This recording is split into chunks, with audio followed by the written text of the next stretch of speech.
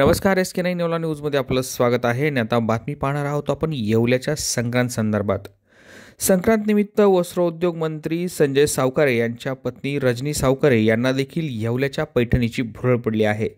संक्रांत उत्सवानिमित्त रजनी सावकारे या येवल्यात आल्या होत्या। येवल्यातील रिपब्लिकन पार्टी ऑफ इंडियाचे संपर्क प्रमुख गुड्डू जावळे यांच्या निवासस्थानी रजनी सावकारे यांनी भेट दिली। या दरम्यान त्यांना पैठणीचं विशेष महत्त्व माहिती असल्यामुळे त्यांनी संक्रांत उत्सवाच्या पार्श्वभूमीवर पैठणी खरेदीचा आनंद लुटला। या प्रसंगी जावळे कुटुंबियांच्या वतीनं रजनी सावकारे यांचा यथोचित सत्कार देखील करण्यात आला।